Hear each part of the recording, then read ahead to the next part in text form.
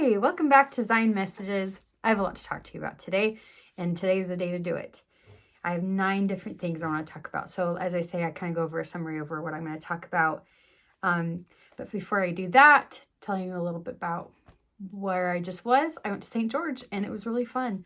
We go to St. George almost every year in the wintertime when it's really cold here. So it was really nice, but it still was a little bit cloudy there. But my kids, they still run around and they still have fun. And we went to Snow Canyon and Zion's National Park, and it was really fun to have them run around and explore onto those rocks and those formations. It was just so much fun to be outside, and my kids love it. And I had to take them out of school, but that's okay. They're learning. They're doing the actual life of the school of life in nature. So I didn't feel bad about that. They are a little bit behind on some of their things. They're feeling a little bit of stress, but my son especially, the older they get, it's a little bit more stressful for them to miss. And then, we just enjoyed our time together, and I really am so glad to have that opportunity. So also tonight, I'm going to Utah State basketball game with another couple that my husband had planned, and we really don't go on double dates very much, maybe like once every year or two. It's really not often, so it's going to be really cool. And I am really excited to hang out with them because they are a couple that has lost their twins recently. They had twins that they were carrying this past year, and just about 2 or 3 months ago, she had lost her last one. One had already died, and so I'm looking forward to spending time with them, giving them love, and getting to know them, and just the presence that they probably have. And I can already tell that she has that just a total belief in our Savior, that these twins will be resurrected. And I've loved what she's posted so far about it. I just don't know them too well, but my husband works with him, and it just people that go through things like that, I just know that they are strong and they've gone through a lot, and you could just tell. And so part of what I want to talk about with that is my list of things I talk about before we go into it is one thing I want to mention. I got this necklace, so I'll talk a little bit about this. I don't know if you can see it. It's a Christus necklace. I was so excited to get it. So I'll talk more about that. Wanted to talk about how Christ is not in a hurry, or was not, and still not in a hurry. He is cool and collected. And I don't think we should be in a hurry either necessarily, and having that kind of rhythm of life that's just frantic. I hope I don't come across that way to him, and showing in my offering and my sacrifice in my day-to-day. I want my heart in the right place. So I imagine you're the same way. So we'll talk a little bit about that. Talking about how guilt is a good thing. It's a warning sign for the future. That's something I learned. Talking about the Wild Robot movie. I don't know if you've seen it. And I really thought it had amazing themes in it. And it wasn't woke. It was beautiful art and cinematography. And I want to talk about the Living Christ, and how I think I had listened to this other YouTuber, kind of the second coming YouTuber community that's out there. Is about, as you've probably seen here and there. One of them talked about how we had seen the proclamation come under attack, and now we're going to probably see the Living Christ come under attack. And then I also want to talk a little bit about this book club I started with my with some people around me in this community, and how it's gone really well, but also it didn't go well as far as the book I chose. Like I'm always trying to make sure I keep up with good entertainment and media and things we put into ourselves. And of course, it had to be where the book I chose had some things in it I didn't know. So I'll talk a little bit about that. And then a couple more things, talking about what it means to really care. I've had a lot of food for thought, and especially with that trip coming back, going there and coming back, and some time to talk with my husband, and some pillow talk sometimes with him, and just wanted to also put it out there for you guys. Maybe you can write in the comments on what you think it means to really care, and I'll talk more about what I mean. And then lastly, I'm not wasting time on judgment, but to actually just be so grateful for what people have to offer. So there's a lot to talk about, but let's start with this necklace here. So this is a Christus, and it came from, it's called the LDS Bookstore, not Desert Book. It's just the title of the company is called LDS Bookstore. And it comes in, there are different sizes. I had found out about it from Lindsay Reish.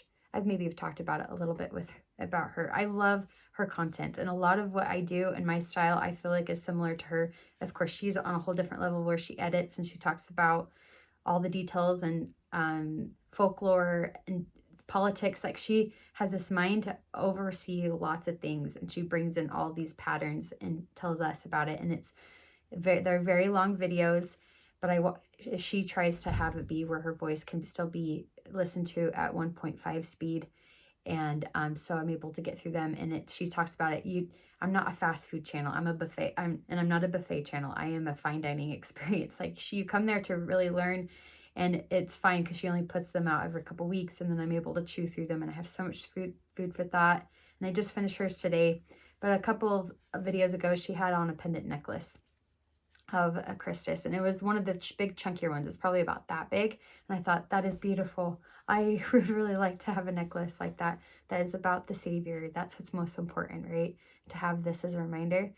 And I give myself a necklace every year, the beginning of the year, to help me remind me of it's kind of like they say, it's having a physical anchor to help you remember your goals or resolutions. And like I talked about last time, I don't necessarily do the resolutions, but it's still, I have the idea of a word of the year, as I am now chosen to be joy. And this will help me remember the joy, and it's the joy in Him. It's the joy in Christ that in I think with what Eve says, and especially in the book of Abraham and in the temple that we hear, it's the joy of our redemption. And how wise of our Mother Eve to talk about that and to help us truly understand that and have it sink into our bones. It is full of joy. Anything that may come in the future, we can handle all things because of that joy of our redemption. Because I am not perfect, and I need Him. And I was reminded a couple times this past couple weeks. It's been pretty good, but a couple times will come up where I just feel really emotional about certain things, and things I don't talk about, and I don't tell you everything, but and I'm sure you have that same thing where there's just hidden trials, sorrows where the eye can't see, as the song goes. But this is a physical reminder to help remind me, and I've bought myself a necklace every year to help remind me. And I thought, when I saw that one, I want that one, but I want the smaller one because I can wear it better, and it's not going to be so chunky, and I feel like I'll like to have it on more. So this is the good size for me, I felt like, and a little bit of an investment, but how much use I've gotten out of these necklaces that I've bought once a year. That's been really helpful for me. And another story about it as well, it took about 2 or 3 weeks for me to actually get it. So I ordered it earlier this month, but it's just, I noticed patterns. It maybe doesn't matter, and I just see those things that Satan delayed it. Like, it was not to be found, and I could not find where the shipment was. I was looking on Amazon. I couldn't figure out why I'm not getting it. It says it got delivered to my house, but I have this thing with us being out here. We only get UPS orders, and it's through, and Amazon most of the time goes through UPS, but I bought this through the LDS Bookstore as a third-party seller, so I wasn't sure if they were going to come through FedEx or UPS, and I just took my chances, and I put my actual physical address and not my P.O. box that I have to have all my letters and other things mailed to, or people sending me things. And I called my post office. I looked around. I went online on Amazon to track with it and call them, and they said it was delivered. You need to contact LDS Bookstore. So I messaged them, and they said it got delivered. So then I decided to contact my actual post office here in my town. I actually don't have a P.O. box through where I live, and I have to do it in another one because they ran out of boxes when I moved in. And then it was there, and I was so glad. And then I'd already gone on vacation, and I had to wait till I came back. And so and it created opportunity to talk about the Savior. And so as I talked with the girl at both offices, both post offices, I mentioned what it was and why I'm excited to have it. And maybe just sharing thoughts, random thoughts on my brain of like, maybe this is the devil. Like maybe he doesn't want me to be happy. And it doesn't matter, of course, but in the long run, I think it was a good thing to share and help them, see that this is what we should talk about. We should talk about him freely and make him seem like it's normal, because he's going to be here someday and it is going to be normal. He's going to be our king. So try to do that. Find those ways. Even if you seem like you're silly, and like I've said, I'm going to try and embrace my crazy church lady self and be happy about anything I want to share about it and not worry so much about what others think. That's why I'm on here every week now. And I do look forward to it, and I do learn a lot, and I have made some connections with people so far on here, and it's been really cool. So thank you for listening about all my crazy little stories and rants. But I think I do have some good things to share with you today. So next, this idea of not being in a hurry, I'm sure maybe you've heard of it before, but it just feels right that Christ didn't do it that way. I don't picture him in his life, and as we read in the scriptures, that he was always in a rush and had a panic to do all that he needed to do. Think about the longest to-do list anyone's ever had is probably been him. And he still didn't act that way, where he was having anxiety and frustration and not getting things done, the OCD to do it just right. So I don't need to either. We can look unto him in every thought and doubt not and fear not. I think my husband's making a protein shake or something. You hear the blender. So I think that's a good reminder I wanted to share with you, as things are really ramping up and becoming very busy. Try to keep that in mind. So another thing I had learned is this idea that the living Christ will probably be under attack. And I always am kind of looking for those patterns and seeing things maybe more as they are. And as I try to involve my media and my feed on the news outlets, really our social media is our way of news. And I'll talk a little bit about that as far as this book club book that I read, and how back then, I read a book about back then, the people how they got the news was through books. And there's a whole book about this traveling library that we read about, and I'll talk about it. But right now, our way to get information is through online. And we're not reading newspapers, or not getting like the hard copy books as much at the libraries.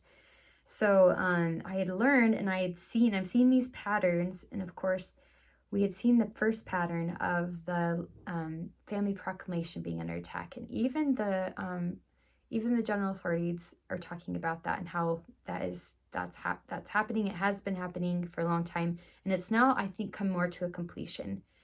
People know that these things aren't true and right. What's being pushed and told online, of the agendas of the people that are anti-family.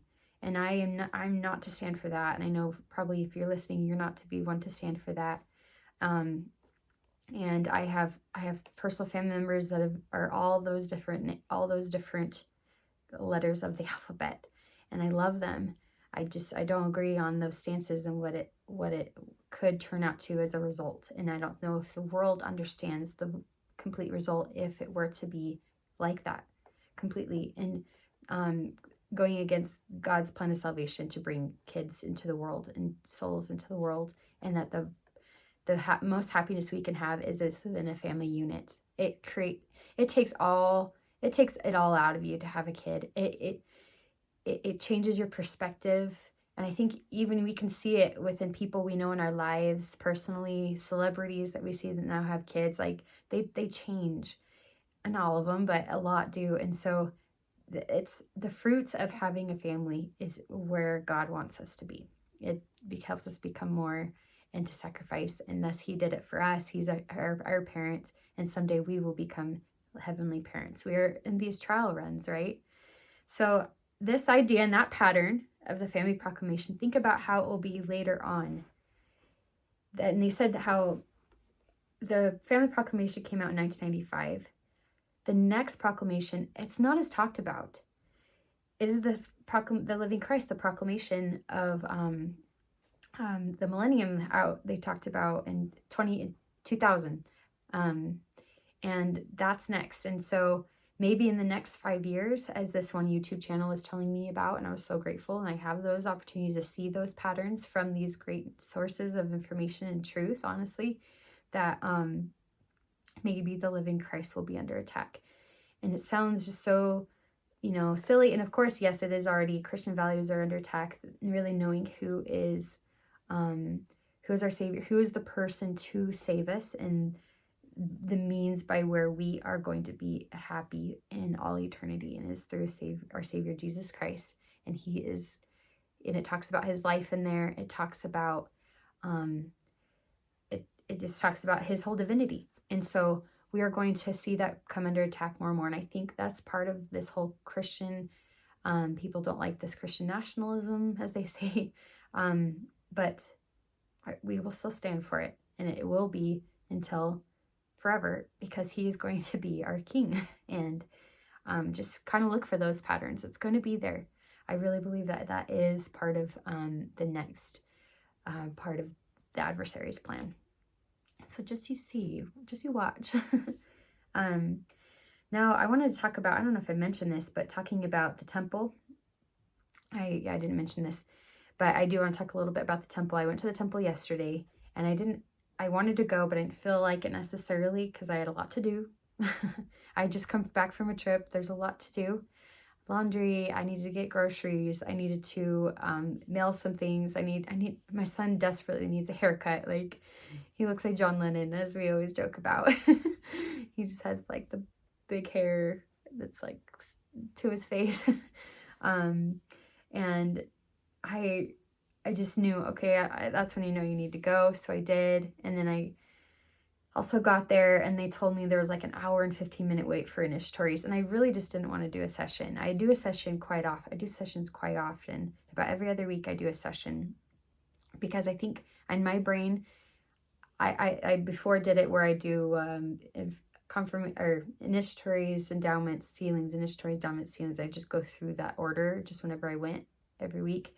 But now I had this feeling like there's more work to be done with endowments, because people don't want to do them as much. They're longer. Now they are shorter, but so I turned it into, I'll do initiatories, endowments, and I'll do sealings, and then an endowment next week, as week by week. So, but it was the week to do an endowment for me, but I didn't feel like I was up for it.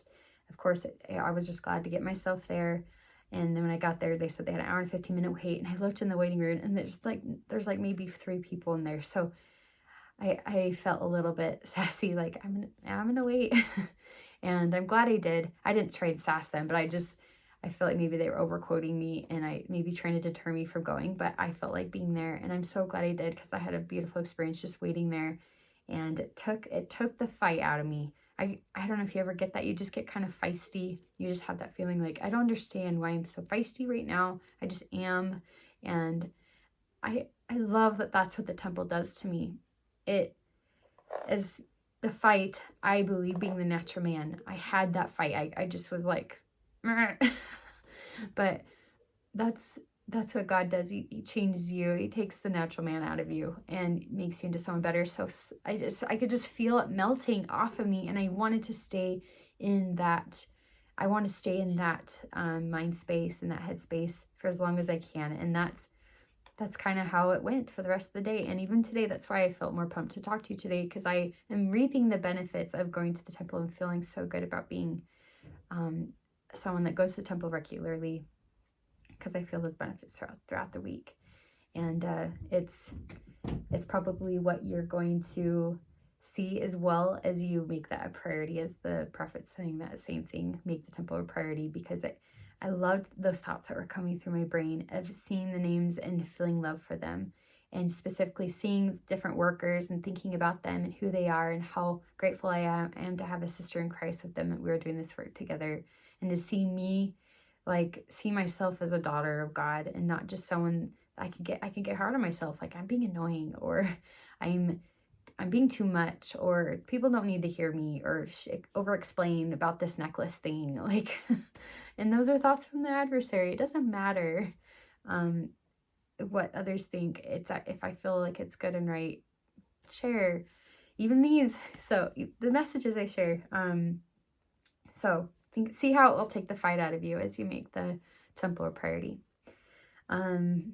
And also, I didn't mention, I'm in a different spot. I'm in my my two daughters' room. So I have this, as you can see here, this is like a bigger door. This whole room is more like a, which this is a bunk bed right here. This whole room is supposed to be more like a den, a music room, a home teacher room.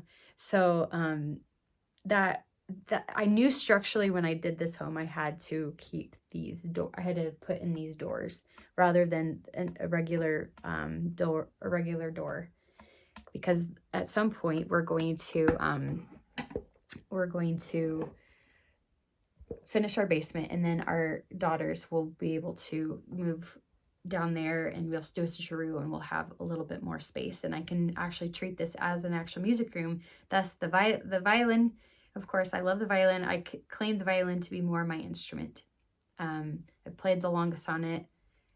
I guess I played the piano longer, but I feel like I'm better skilled on the violin than the piano itself. Gifted from my father-in-law. He's a piano tuner, and he really believes that we needed to have a piano, and we just didn't afford one for a long time. But about 6 years ago, he got us this, and we're so grateful to get it, and it's beautiful, beautiful one.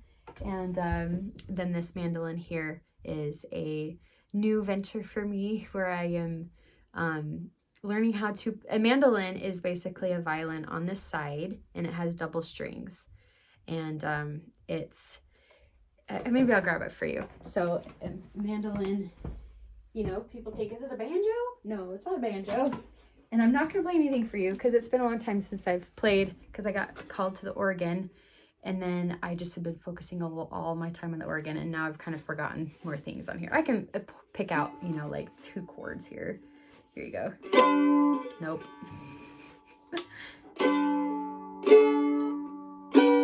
There you go. There it is. So that's been kind of fun, and there are double strings here.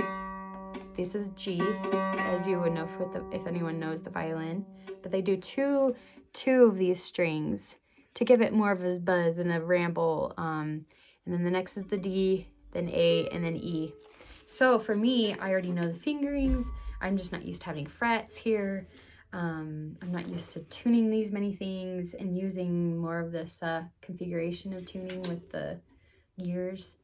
And then, of course, I don't have a bow. I had to work on a strum. So that was kind of fun to work on for a couple months this last summer, and I just have not been able to touch it. So I'm excited to have more time to do that. And allowing myself to have time to do that, since I've entered a little bit more of a different time frame of my life, where I don't have young kids around and they're all in school now. It's been really kind of difficult for me to allow myself to have that pleasure and fun, because I'm just so used to being in a hurry, as I'm saying. But I can expand my abilities and talents and also use it for the good. And I'm trying to allow myself and settle into that surrender, not be in a rush. As one thing I did learn in the temple was to be more content with just sitting still of where I am currently, and being content of what I already have, of course, with gratitude. But I guess I'm always someone that wants to do more, and I gotta push to the next thing. I want to show to God I want to give my best. And he had told me, I love you. I'm so glad you are my daughter, and that you are just relish in this time. That's why I chose the word joy, that I need to really understand what it means to sit in the moment of the everyday beautiful life right now, that I have joy. And music is one of those things for me. So it's kind of fun, and I have these little things I can hang it up, and I'm excited to have this be a room where maybe I can do more of these videos where I actually have my own station. And I have my own desk area, just kind of my mom corner. That's how it usually is in my master bedroom closet as I usually film, but I'm getting better lighting here, and it's kind of fun to have something different. It's just my girls are just putting stuff everywhere on the piano because it's hard for them to live in a place where it's all crowded with other things, and so I'm excited to give them their own room. So let's go back to some other things I mentioned. I want to talk about this idea of not wasting time in judging others. I've talked about judging righteously, as I will talk about, but and I have before. But I had this thought come to me that so I thought I shared an example. I'll make it very, very vague, so I'm not pinning down anyone in my particular life. But I have someone that really has a hobby that they really love, or an endeavor. They really love this hobby, and I see it and I judge it as their priorities are off, and it definitely is true. I think many people would see that it is true. But I have to love this person still, and they are in my life, and I actually need to be very, very kind to this person as commanded by God. And it's just, I hope that they would use that time to spend more time with me and my family, but it's just not what they want. And so I had this feeling of don't waste time in your judgment. Yes, you have that judgment, obviously. You've felt that way for a while. But seeing it as, I think I talked about before, where Christ would be rejoicing in them with it and talk about them with it. But I just thought about it more, just it's a waste of time to me. Still dwell on it. Use that energy and channel it to talk more about them, or to stop thinking about them and just focus on your normal life. But sometimes I'll get in that mode of like frustration as they're not even around right now. You know, I'm not even hanging out with them right now. But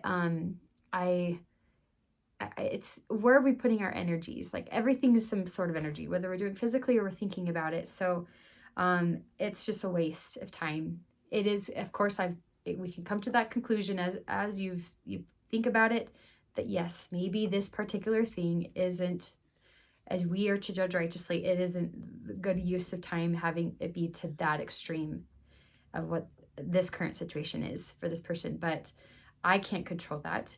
They aren't going to change. And in fact, if I point it out and really mention it a lot, that's not going to even help. And it's going to act like I am a boss. I'm not a boss over them. But to keep trying to be interested, then know in my quiet calmness that it is what it is. It's not probably best priorities, but I can still use my energies for something better. Okay? Do you have that same experience too with someone in your life? I'm sure you do, and I'm sure you can use that. So now let's talk about something a little fun.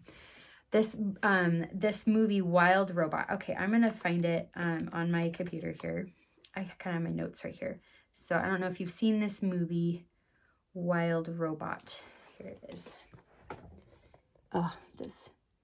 So Wild Robot. Oh, that's the book. It actually is a book. That's just kind of cool. Things are usually better when they're a book. So here's the Wild Robot, and it's a movie that came out, I think, around Thanksgiving time last year. We saw it or in the fall. Yeah, we saw it for my daughter's birthday. My daughter that turned 6, and we went out to eat and we saw that movie, and I loved it. I don't know if I've talked about it on this channel, and if I haven't, I'm repeating myself. I'm sorry. But I still want to talk about it again because I'm pretty sure I didn't talk about certain things with it that I will mention here.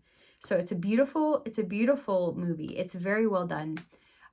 It's by DreamWorks, and it's just that whole idea of starting off with this robot. Her name is Roz, and she is like this mother figure to all these animals in the community. Not in the beginning. They didn't like her in the beginning. So she comes in as an outsider, and she accidentally kills this this whole nest of different eggs of ducks, except one survives. She decides, I'm going to make this right. I made a mistake. I'm going to make this right. I'm going to raise this duck.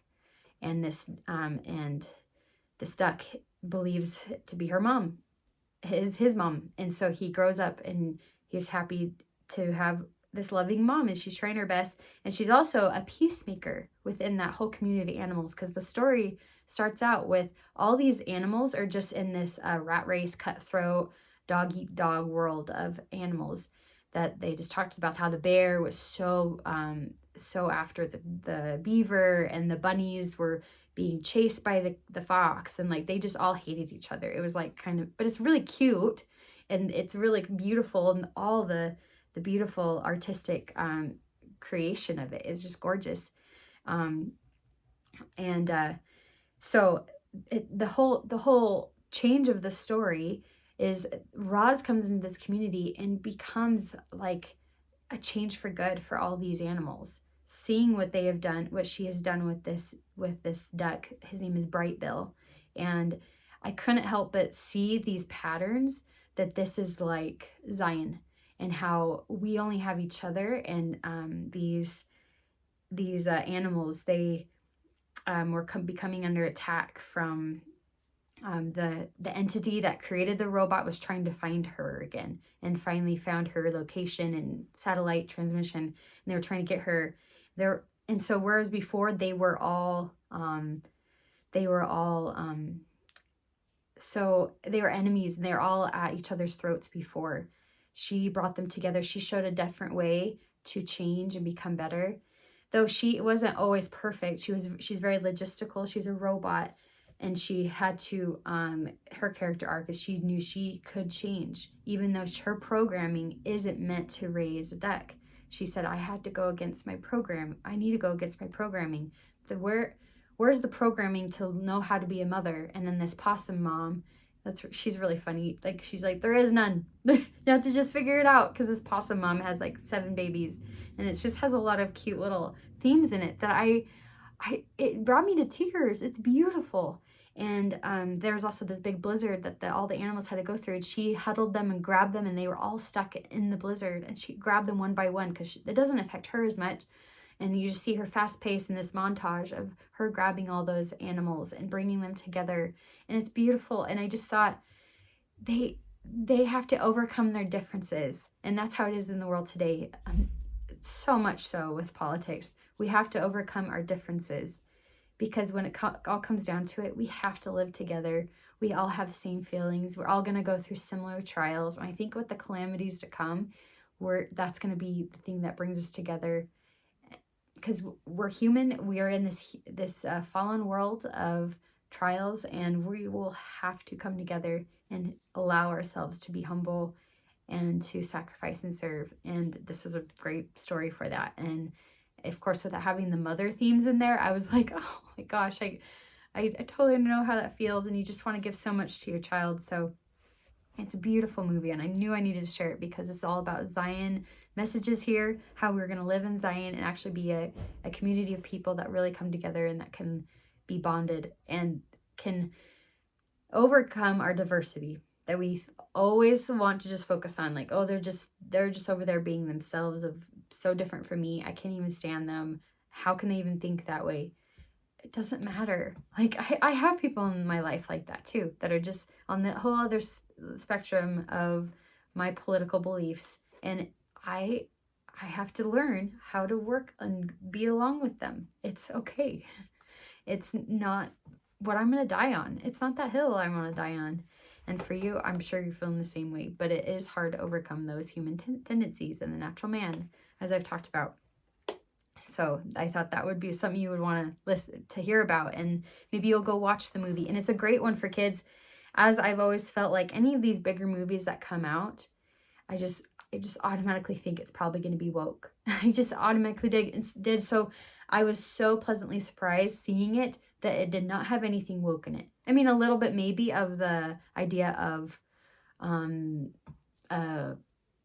environmental causes. It didn't have a strong thread of that in there. There's a little, but it was so great. It was so, and a lot of people have actually chalked it up to be one of the best movies of the year. And it's not talked about enough. I don't feel like there's all this emphasis on the Disney movies that come out and maybe some of the older, like mature audience movies that come out. But this could be totally could be a movie that could stand the test of time that we'd want our grandkids to see. It's that kind of level and caliber of movie, and how beautifully it's made. Oh, it's gorgeous. Like the video photography of it, it's very cinematic. It's like Spielberg-like, where it takes those big shots out and then zooms back in when you want to feel the emotion. It's just so cool. So, and I watched a little bit of, and I've talked about it before, I like watching these two YouTuber guys called Cinema Therapy. Sometimes they do have some language, so I don't appreciate that. And especially with it being a kids movie, and they were doing a review on this movie, and they already right out the gate like had to beep a little bit of their language. I was like, guys, what are you doing? And there are a couple LDS guys too, so I'm like, what are they doing? But anyway, overall though, the review of it was really inspiring. So I was trying to ignore that one little part that was beeped out, and a couple other times, but the whole idea of what their talent being a therapist and a filmmaker, it's their take on it, and it's really beautiful. So let's move on to the next thing though. My book club. I'll talk about my book club. So I started this book club, and I decided at the end of last year, like that week between Christmas and New Year's, I thought to myself, okay, I want to start a book club. I was part of a book club in my old neighborhood, and I joined it. I wasn't someone that started it. I just joined it, and they had this great thing already going on, and I was so grateful they let me join. And it's just neighborhood people in that area. It actually didn't have anyone in my actual ward, but they were like in my stake and just in my neighborhood. Many of them, and most all of them probably being LDS. And that's good and fine. Anyone can really come and be a part of this. I don't mind. And of course, I'm going to have it be clean. Now that it's my book club, I'm going to have it be clean literature and things that are good and praise. That scripture I always can't say. Anything that's virtuous, lovely, or good report, we seek after these things. There, that said it. That's my whole take on it. And having good story. And they say that those that are empathetic are people that, it goes this way. Those that listen to a lot of stories and read a lot of books of stories and being exposed to many different people, they are some of the most empathetic people in this world, because they actually took the time to care and think about it, which I'll talk about here in a little bit too, of this idea of what it means to really care. And so I value that. I'm not someone that actually reads a lot of books. I'm really not. I probably read about 4 books a year, last year I only read 4 books. I read the Book of Mormon. It's 5. But then the year before that, that was when I really jumped into that book club. So I read maybe about 8 books, and I didn't go to all of those book clubs or every month. But I do desire to be someone that reads more. I actually listen more. I probably physically read a book once a year, but 1 book once a year. And then all the rest are, I'm listening. But I feel like it's the same. It counts. Okay, it counts. Doesn't matter. So whatever works for you. Ideally, I'd like to have one that I'm listening to and then one that I'm reading when I'm at getting ready for bed at night. But I always end up spending more time on my phone or online instead of reading a book, and having that lull me to sleep. So I chose a book called The Giver of Stars. And it was highly rated and people liked it. And it's been suggested to me that it was a clean book. And I think by the world standards, it was. It just wasn't to my standards. And so I just felt a little bit like, darn it, I want to start off with a book that's really good, that people would know and kind of set a tone for what I'm going for. But I think enough people know me and enough people have those same ideas. And as they read it and saw, they were like, yeah, I don't think she knew it. And I told them I'm reading it for the first time too.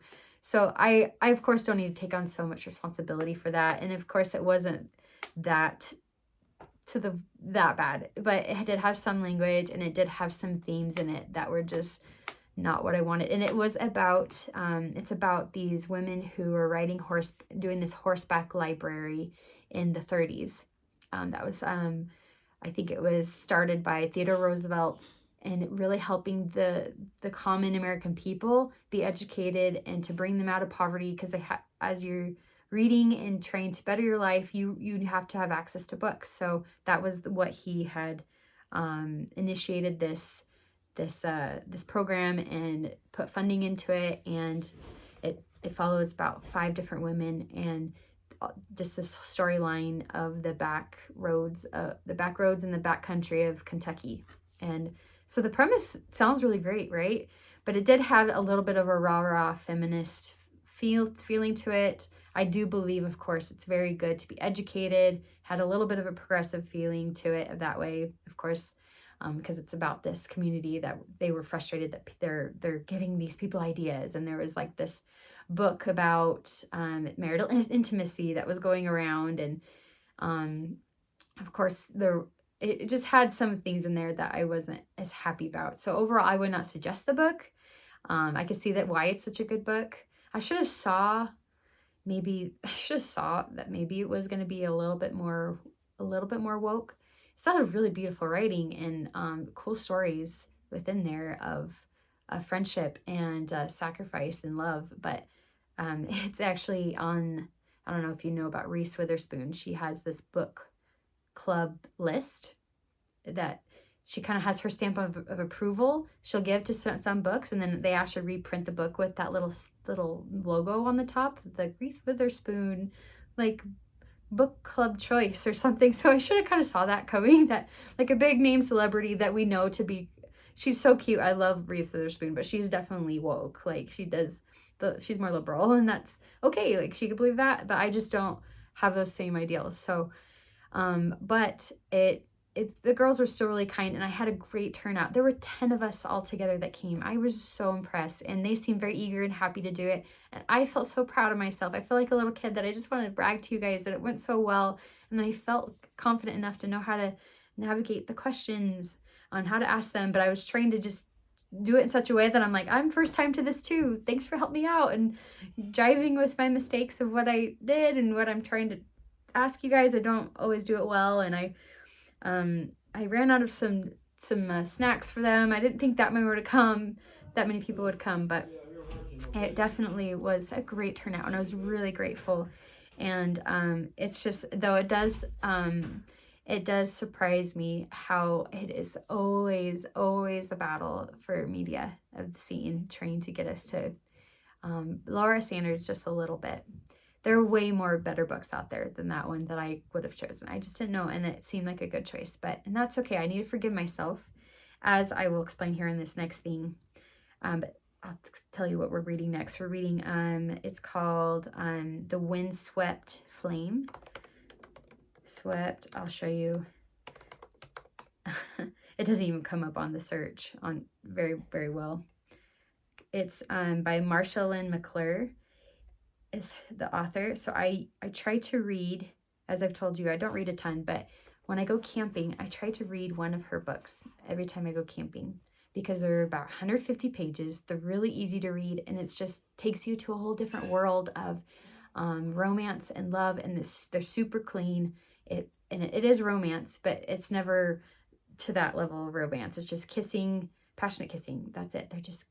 And she writes it in such a good way that it's so good for the woman's heart to actually have that kind of story in your life, to feel like you are a woman, to have romance, And she's also an LDS author, and so she just pumps out so many of these books, and they're so fun.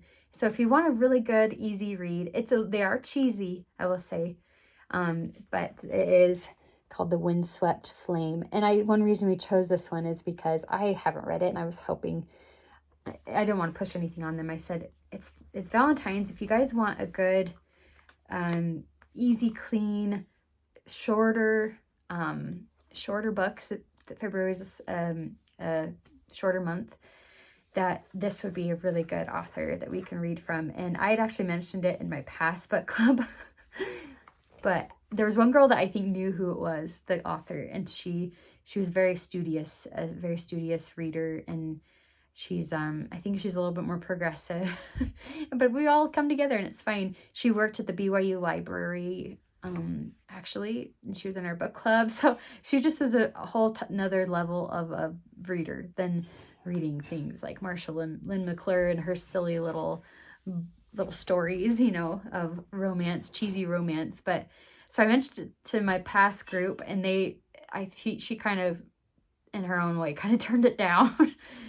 As we all try to collectively choose. The same with my book club that I'm doing now. I try to just help them all collectively choose, but they're just kind of new to it too. So there was one other girl that says she knew this author, and she said she does love reading it, and she would actually host. So I was really grateful, and that's all what it's a part. It's not my club, it's everyone's, and I'm just trying to start it, and it's going to be the last Tuesday night of every month, and I learned so much from that past group on how to kind of manage. I saw what they did, and they just managed it so well. And the main girl that was over it, she was such a good peacemaker, and I just really look up to her.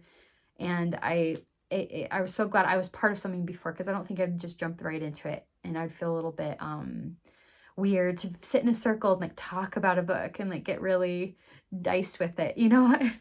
And my husband was watching us. He's like, "That's so funny. You guys got really serious." I'm like, "That's what a book club is. You're supposed you talk, but you're also supposed to take a good at least 30 minutes to talk about it, because that's what you all did, and it's actually fun to really get cerebral with it and have some fun conversation about those different story plots and the character arcs and how it relates to your life. It's just fun. Like we're back in school again, but I'm not in school, so I miss it.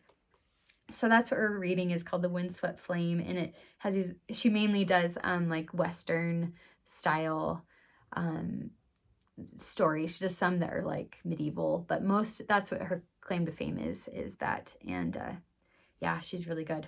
So let's see, I think I will end on this here, this whole idea of what it means to really care. And I was really trying to think about it, and how I really appreciate and love and look up to people. You can just tell when they really care. I don't know if I've talked about this before, but maybe I'm repeating myself. I don't think I've gotten into this, really thinking of it as actual food for thought and really understanding this. But I've mentioned it. For example, I have an aunt that anytime I see her, I can just tell she really cares. And I really don't see her much. I really don't. I see her like once every other year. And she'll reach out to me, or I'll reach out to her once a year via text, or maybe a quick phone call. But I can just tell she cares. And she is a busy woman. She has 8 kids, and all of those kids now are having like 3, 5, 7 kids, even one of them. So she has probably like 25, 28 grandkids now at this point. So with how busy she is, she still is able to help let me feel like I care. Or she cares about me, that I'm important to her, that she loves me. And I want to, now that I'm getting older and I don't need to be someone that siphons that love, I want to be the one that then gives that love, because and with me being an oldest child, I have to now give it to, and kind of create that leader setting. I have another cousin that does that same thing. She's the oldest cousin out of all the cousins, and she does, and I've always looked up to her, but now that I'm seeing kind of how she does things, she has to logistically make things happen so we can feel connected. Either just quick comments online, or a collective group text, or maybe really getting together once a year when she finally comes into the area. She doesn't even live in the main area of everyone. She's the one who lives out of state, and then comes and then creates this feeling of unity within us, because we have to be together forever as a family. So, but it all comes down to actually really caring.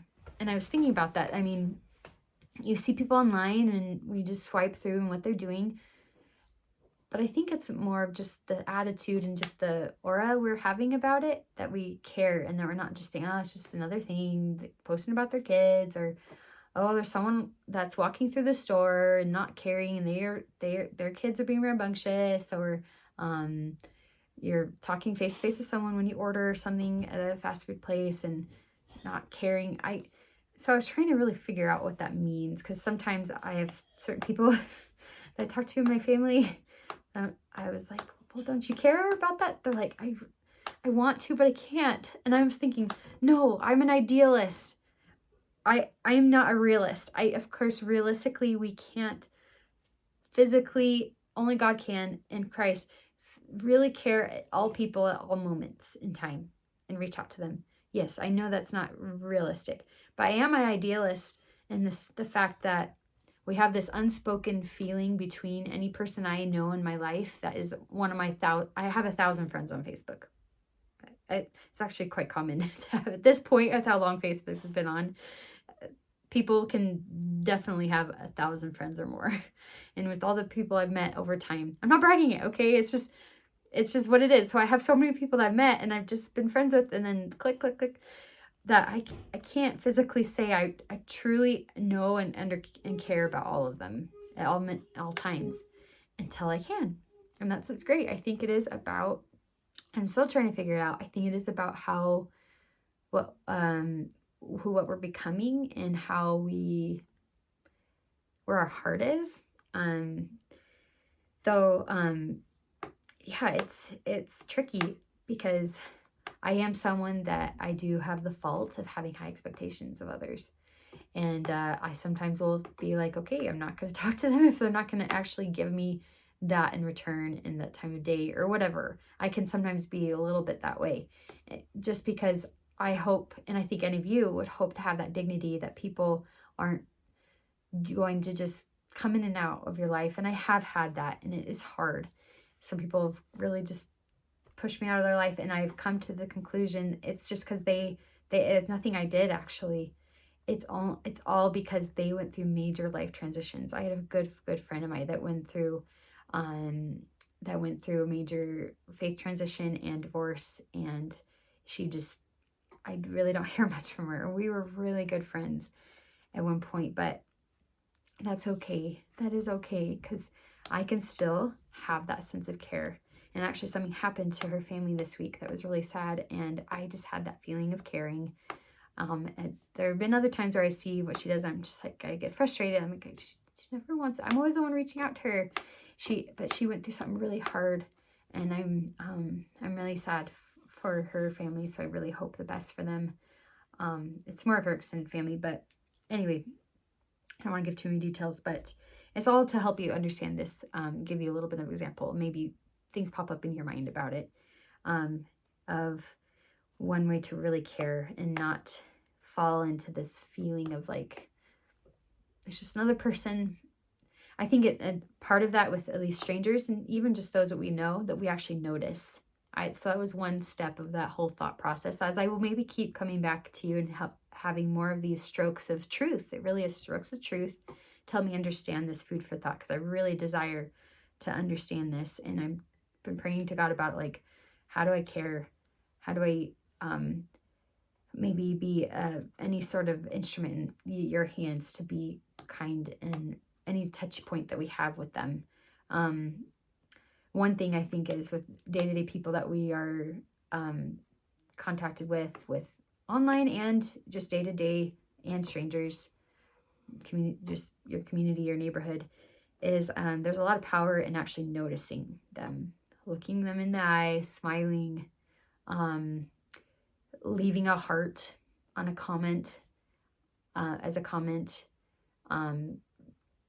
waving hi, especially that's what's great about out here in the country life now. Everyone waves. Like, if you don't wave, you're rude. It's seen as that way. So yeah, that's kind of that's kind of one step that I'm thinking about, is noticing. And of course, this high versus low expectations thing that you will get.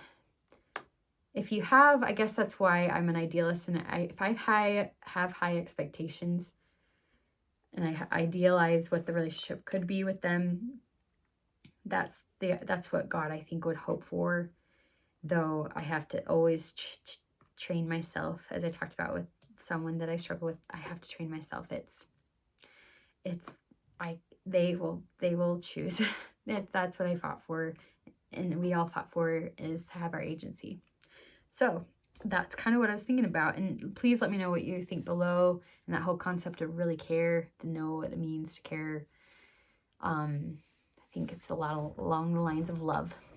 That's what it always comes down to. So thanks for this, listening to this long video. Appreciate your you being here with me. You know, I'm recording this, but at this certain space and time, you're with me. You're listening. So thank you. Hope you guys have a great day. Have a good week. I'll see you next week. Bye.